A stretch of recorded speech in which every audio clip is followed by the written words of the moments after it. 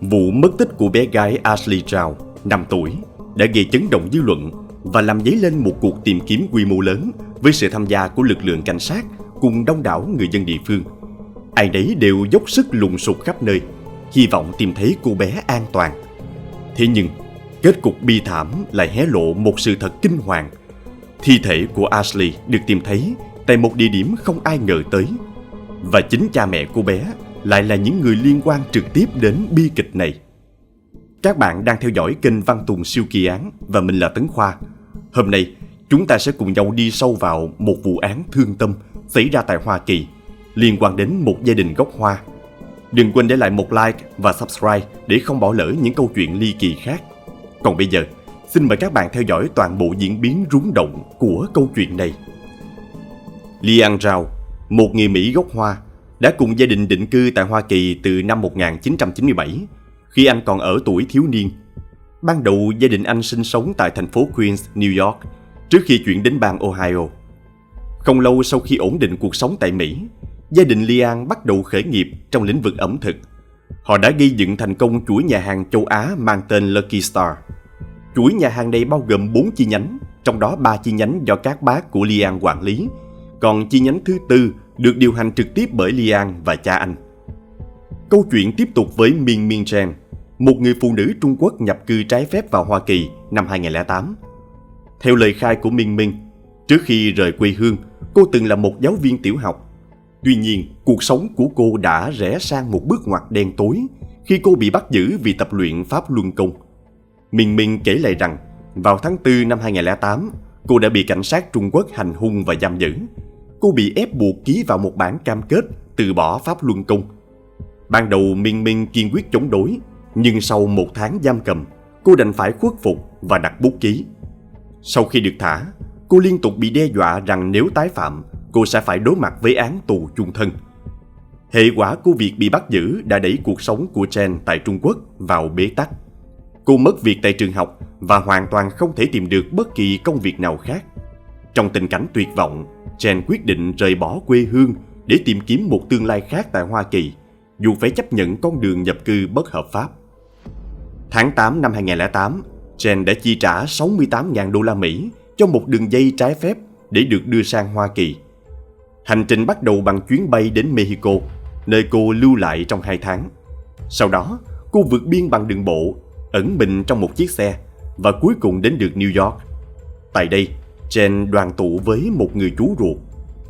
Với hy vọng được ở lại Mỹ, Chen đã nộp đơn xin tị nạn chính trị dựa trên câu chuyện về những gì cô đã trải qua. Tuy nhiên, đơn xin của cô đã bị các nhân viên di trú bác bỏ sau quá trình xem xét kỹ lưỡng. Họ chỉ ra rằng lời khai của Chen chứa đựng nhiều điểm mâu thuẫn, không chỉ trong bản tường trình mà còn trong các buổi phỏng vấn khác nhau. Thêm vào đó, những lời khai của Chen về việc bị đối xử tàn tệ trong tù tại Trung Quốc không thể được xác minh một cách độc lập. Hơn nữa, một số bằng chứng mà cô cung cấp, chẳng hạn như kinh nghiệm làm việc tại nhiều trường học khác nhau ở Trung Quốc, cũng không thể được kiểm chứng. Do những nghi vấn này, đơn xin tị nạn của cô đã không được chấp thuận. Việc bị từ chối đồng nghĩa với việc Chen bị yêu cầu rời khỏi Hoa Kỳ ngay lập tức. Tuy nhiên, Chen đã quyết định kháng cáo quyết định này, và nhờ đó, cô được gia hạn thêm vài tháng để cơ quan chức năng xem xét lại trường hợp của mình, kéo dài thời gian cô được phép ở lại Hoa Kỳ.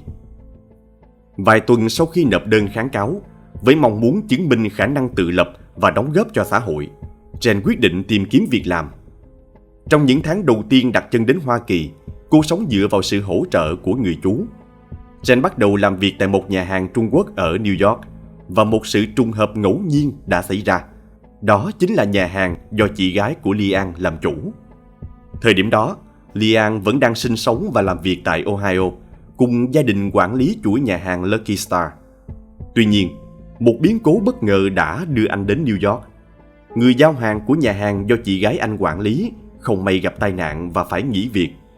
Vì dịch vụ giao hàng đóng vai trò quan trọng, là nguồn thu nhập chính của nhà hàng, nên Liang đã xung phong đến New York để tạm thời đảm nhận công việc này, giúp đỡ chị gái.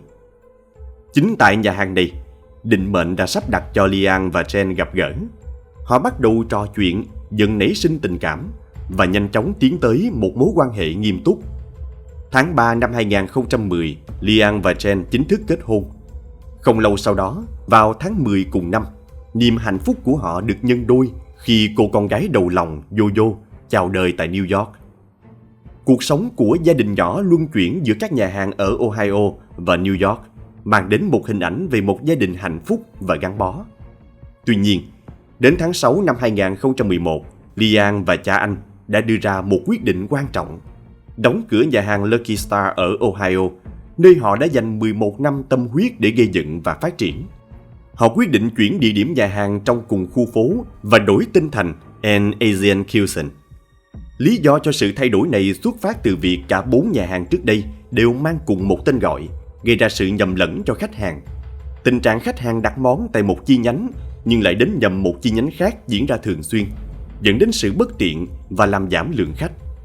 Liang tin rằng việc duy trì thực đơn và giá cả cũ nhưng với một tên gọi mới sẽ giúp khắc phục vấn đề này một cách hiệu quả.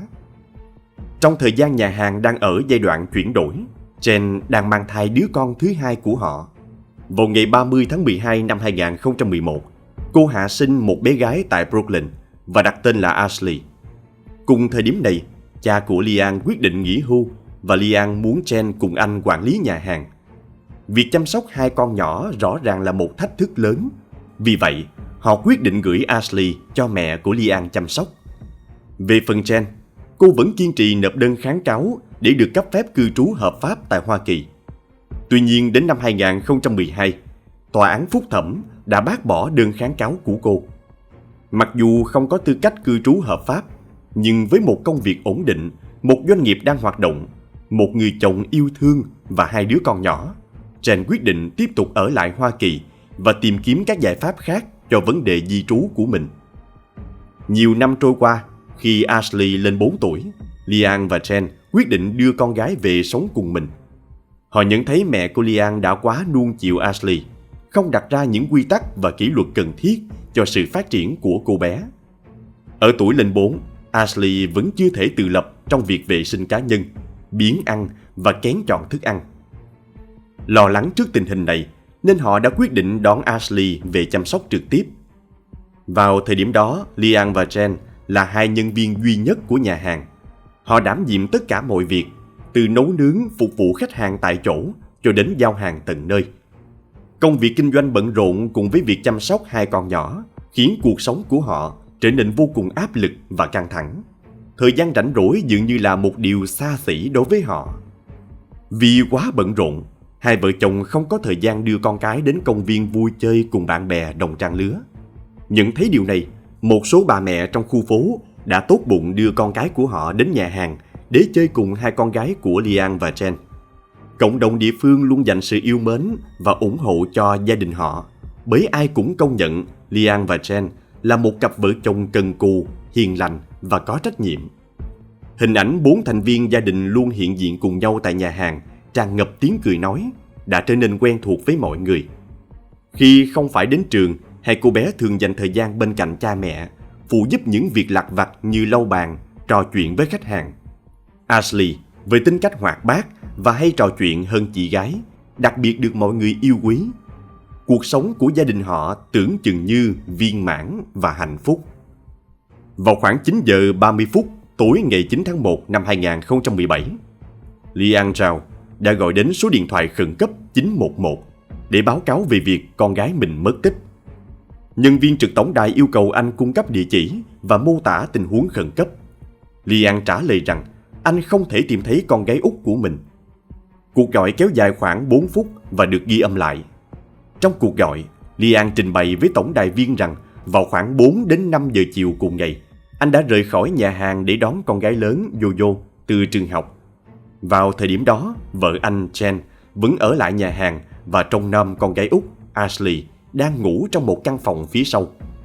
Khi Liang trở về, thấy Ashley vẫn đang ngủ say, nên anh đã không đánh thức con mà chỉ khép cửa phòng lại. Hai vợ chồng tiếp tục bận rộn với công việc tại nhà hàng, phục vụ khách hàng và chuẩn bị đồ ăn. Đến khi lượng khách thưa dần và có chút thời gian rảnh, họ mới đến kiểm tra Ashley. Tuy nhiên, khi mở cửa phòng, họ phát hiện cô bé đã biến mất. Nhân viên trực tổng đài yêu cầu Lian cung cấp thêm thông tin chi tiết để hoàn tất hồ sơ báo cáo người mất tích. Cuối cuộc gọi, tổng đài viên thông báo rằng một sĩ quan cảnh sát sẽ đến nhà hàng để hỗ trợ điều tra. Khi cảnh sát đến nơi, Lian thuật lại câu chuyện mà anh đã kể với tổng đài viên. Anh cho biết thêm rằng Ashley đôi khi có thói quen tự ý ra khỏi nhà hàng qua cửa sau mà không có ai để ý. Vì vậy anh nghĩ rằng rất có thể đó là điều đã xảy ra với Ashley. Vì Ashley còn quá nhỏ và việc cô bé tự ý rời khỏi nhà hàng là điều bất thường, cảnh sát ngay lập tức triển khai một cuộc tìm kiếm quy mô lớn. Máy bay không người lái, trực thăng, chó nghiệp vụ được huy động. Hàng loạt tờ rơi in hình ảnh và thông tin của Ashley được phân phát khắp khu vực. Cảnh sát cũng tiến hành thẩm vấn tất cả những khách hàng đã đến nhà hàng trong ngày hôm đó, hy vọng tìm ra bất kỳ manh mối nào có thể giúp xác định vị trí của cô bé. Mục tiêu của cuộc thẩm vấn là tìm ra liệu có người lạ mặt nào xuất hiện tại nhà hàng vào ngày hôm đó, liệu có bất kỳ hành vi khả nghi nào được ghi nhận, hay liệu có ai nhìn thấy Ashley rời khỏi nhà hàng một mình hay không. Tuy nhiên, thời gian trôi qua mà không có bất kỳ kết quả nào khả quan. Cuộc tìm kiếm dường như đi vào ngõ cụt. Cuối cùng, cảnh sát quyết định tiến hành một cuộc khám xét kỹ lưỡng bên trong nhà hàng của cha mẹ Ashley. Vào khoảng 1 giờ chiều ngày 10 tháng 1 năm 2017, một ngày sau khi gia đình báo cáo Ashley mất tích, lực lượng cảnh sát đã phát hiện ra thi thể của cô bé được giấu bên trong tủ đông tại nhà hàng của gia đình. Thi thể Ashley được tìm thấy trong một thùng chứa, xung quanh được bao phủ bởi muối.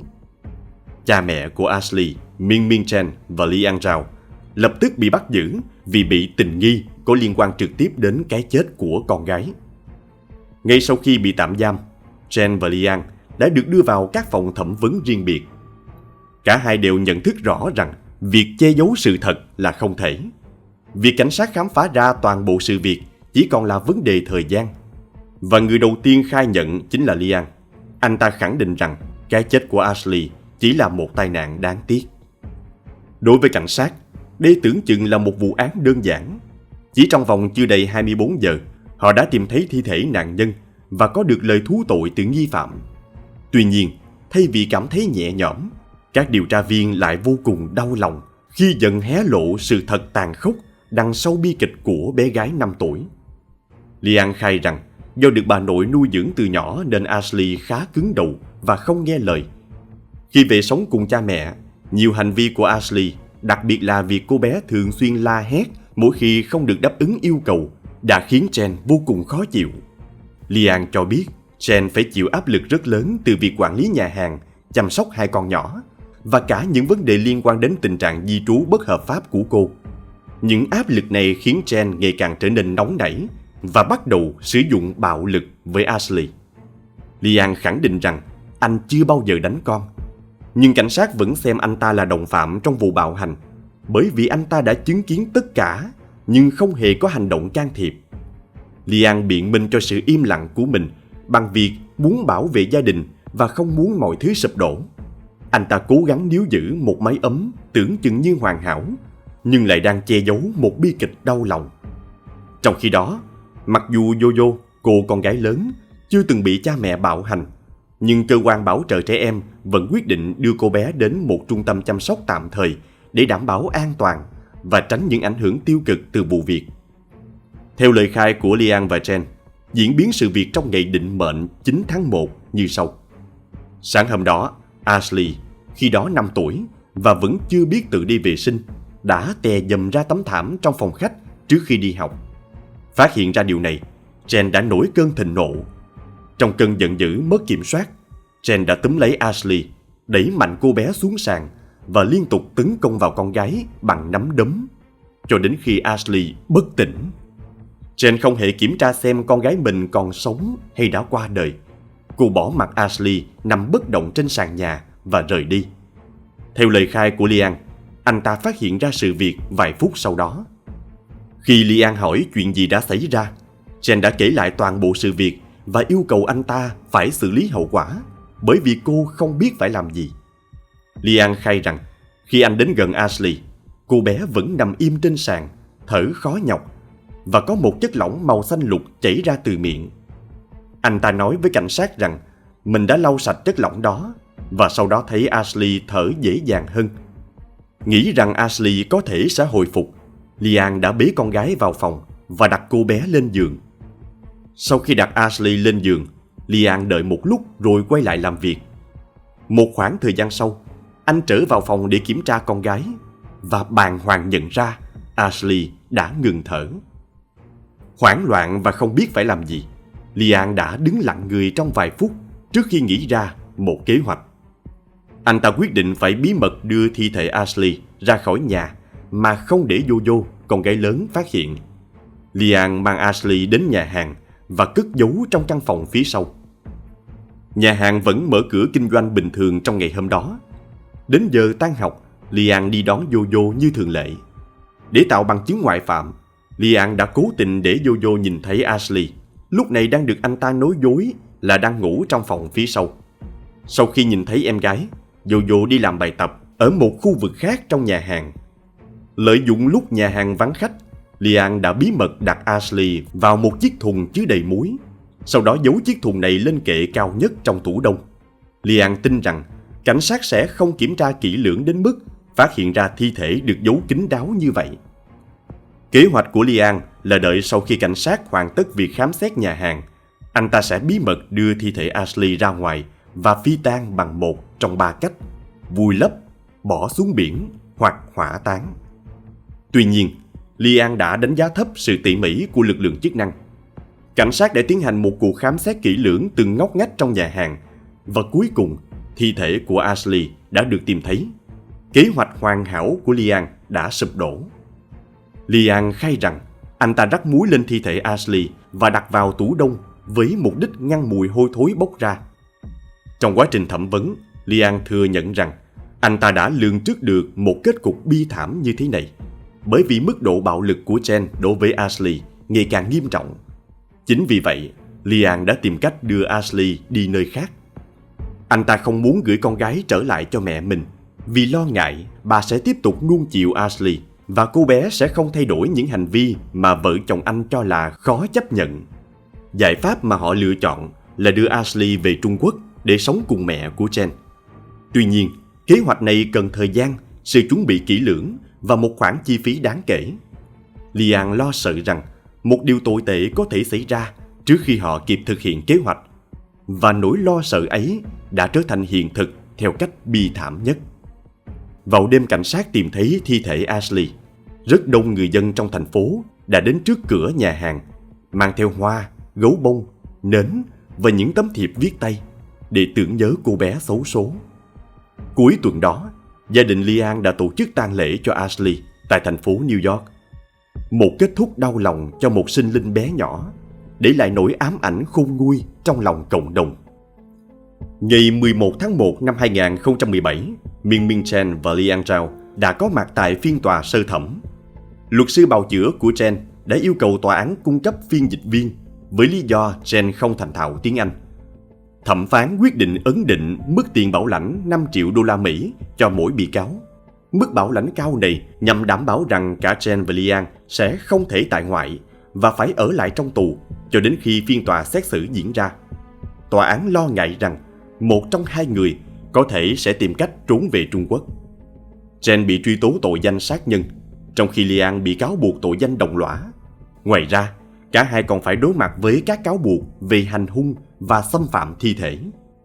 Kết quả khám nghiệm tử thi cho thấy những bằng chứng bất lợi cho Chen và Lian. Bác sĩ pháp y kết luận rằng nguyên nhân tử vong của Ashley là do những chấn thương nghiêm trọng ở vùng đầu và thân trên. Kết luận này càng củng cố thêm cáo buộc chống lại hai bị cáo. 2 tháng sau khi bị bắt giữ, vào tháng 3 năm 2017, một đại bồi thẩm đoàn đã xem xét vụ án và kết luận có đủ bằng chứng để truy tố Chen và Lian. Bên cạnh những cáo buộc ban đầu, đại bồi thẩm đoàn còn bổ sung thêm các tội danh lơ là chăm sóc trẻ em, cản trở công lý và tiêu hủy bằng chứng. Tòa án cũng quyết định rằng Chen và Lian sẽ được xét xử riêng biệt. Một số đơn kháng cáo nhằm chứng minh sự vô tội của hai vợ chồng đã được đệ trình, nhưng tất cả đều bị bác bỏ. Thời gian trôi qua và cuối cùng, ngày xét xử cũng đến. Phiên tòa xét xử Lian Zhao được diễn ra đầu tiên vào ngày 11 tháng 9 năm 2017. Tại phiên tòa, bên bào chữa và bên công tố đã đạt được một thỏa thuận. Theo đó, Liang đồng ý hợp tác với cơ quan điều tra, ra tòa làm chứng chống lại vợ mình là Min Min Chen. Đổi lại, tòa án sẽ bãi bỏ các cáo buộc liên quan đến tội sát hại đối với Liang. Cụ thể, theo thỏa thuận nhận tội, Liang sẽ nhận tội với các tội danh cản trở công lý, xâm phạm thi thể, tiêu hủy bằng chứng và 2 tội danh liên quan đến việc lơ là chăm sóc trẻ em. Nếu tuân thủ thỏa thuận và làm chứng chống lại Chen, Liang sẽ chỉ phải chịu mức án 12 năm tù giam. Tuy nhiên, để thỏa thuận này có hiệu lực, phiên tòa xét xử Chen phải được tiến hành và Liang buộc phải ra làm chứng trước tòa. Trong phiên tòa của Chen, nhóm luật sư bào chữa đã cố gắng hủy bỏ phiên xét xử với lập luận rằng Chen mắc bệnh tâm thần và không đủ năng lực chịu trách nhiệm hình sự. Tuy nhiên, thẩm phán đã bác bỏ yêu cầu này sau khi xem xét báo cáo đánh giá tâm lý của Chen. Báo cáo kết luận rằng Chen hoàn toàn đủ năng lực để tham gia phiên tòa. Tại phiên tòa, Chen bày tỏ sự hối hận sâu sắc về thảm kịch của con gái mình, nhưng một mực khẳng định rằng cô không hề cố ý sát hại Ashley. Chen cho biết vào thời điểm đó, cô đang phải gánh chịu áp lực rất lớn từ công việc kinh doanh, việc chăm sóc 2 con nhỏ và những vấn đề liên quan đến tình trạng di trú bất hợp pháp. Cô giải thích rằng sự căng thẳng và tuyệt vọng tích tụ lâu ngày đã khiến cô mất kiểm soát về mặt cảm xúc, dẫn đến hành động đáng tiếc. Những lời biện hộ này cũng đã được Chen đề cập trong bản tường trình ban đầu và lời khai đầu tiên mà cô cung cấp cho cảnh sát. Tuy nhiên, đoạn ghi âm cuộc thẩm vấn lại cho thấy nhiều chi tiết bất lợi cho Chen. Trong những phút đầu tiên của cuộc thẩm vấn, Chen hoàn toàn phủ nhận mọi liên quan đến cái chết của Ashley. Đáng chú ý hơn, khi được cảnh sát thông báo về vụ việc của con gái, Chen không hề biểu lộ bất kỳ cảm xúc nào. Không một giọt nước mắt, không một chút đau buồn hay hối hận. Thái độ thờ ơ này khiến nhiều người nghi ngờ tình cảm thực sự của Chen dành cho con gái và cho rằng cô không hề ăn năn về hành vi của mình. Một yếu tố gây khó khăn trong việc xét xử Chen chính là tình trạng di trú bất hợp pháp của cô. Câu chuyện mà Chen kể về quá khứ của mình tại Trung Quốc, bao gồm cả việc bị bức hại vì tập luyện Pháp Luân Công, chưa bao giờ được xác thực. Thậm chí, nhiều người tập Pháp Luân Công tại Trung Quốc khẳng định rằng họ không biết Chen và hành vi của cô không phù hợp với nguyên tắc của môn tập này. Đối mặt với hàng loạt bằng chứng bất lợi, bao gồm bản ghi âm lời khai, lời làm chứng của chồng và tình trạng cư trú bất hợp pháp, Chen và nhóm luật sư bào chữa nhận thấy tình thế vô cùng khó khăn. Họ quyết định thương lượng một thỏa thuận nhận tội với bên công tố. Theo thỏa thuận này, Chen nhận tội với các tội danh ngộ sát với mức án 11 năm tù, lơ là chăm sóc trẻ em với mức án 8 năm tù và tiêu hủy bằng chứng với mức án 3 năm tù. Tổng cộng, Chen bị kết án 22 năm tù giam. Đây là mức án tối đa cho mỗi tội danh theo luật của bang Ohio, được áp dụng cộng dồn. Thỏa thuận này giúp Chen tránh được án tù chung thân, nhưng đồng nghĩa với việc cô sẽ phải trải qua một thời gian dài trong tù. Án tử hình đã không được áp dụng trong trường hợp của Chen, bởi vì thẩm phán cho rằng vụ án mạng này không phải là một hành vi sát hại có chủ đích hoặc được lên kế hoạch từ trước. Sau khi mãn hạn tù, Chen sẽ bị trục xuất về Trung Quốc. Vào tháng 1 năm 2018, Liang chính thức bị tuyên án 12 năm tù giam, đúng như thỏa thuận đã được ký kết trước đó. Liang bày tỏ sự hối hận sâu sắc về bi kịch đã xảy ra. Anh ta chia sẻ rằng mình vẫn thường xuyên mơ thấy Ashley còn sống và gia đình họ được đoàn tụ trong hạnh phúc. Về phần Jojo, sau một cuộc chiến pháp lý kéo dài, gia đình của Liang đã giành được quyền nuôi dưỡng cô bé. Jojo hiện đang sống cùng họ hàng tại New York. Nhà hàng của Chen và Liang đã bị đóng cửa vĩnh viễn và gia đình họ cho biết không có ý định kinh doanh lại. Vụ án mạng thương tâm của Ashley Chow đã đặt dấu chấm hết cho cuộc sống của họ tại Mỹ, để lại những vết thương lòng khó lành cho tất cả những người liên quan. Và câu chuyện về vụ án Ashley Chow xin được khép lại tại đây. Đây là một bi kịch gia đình đầy đau xót và đáng tiếc. Nhưng điều khiến nó trở nên kinh hoàng hơn cả chính là việc nạn nhân là một đứa trẻ vô tội. Một bé gái đã phải chịu đựng bạo lực từ chính người mẹ ruột, để rồi cuối cùng ra đi vĩnh viễn sau những trận đòn tàn nhẫn. Thẩm phán đã nhận định rằng đây không phải là một vụ sát hại có chủ ý, không phải là một hành động được lên kế hoạch hay tính toán từ trước. Tuy nhiên thực tế cho thấy đây là một hành vi không thể chấp nhận được.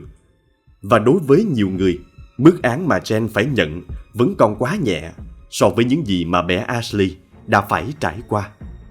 Nếu các bạn thấy nội dung video này hữu ích, hãy nhấn nút like và subscribe kênh để ủng hộ ekip Văn Tùng siêu kỳ án nhé. Xin chào và hẹn gặp lại các bạn trong những video tiếp theo.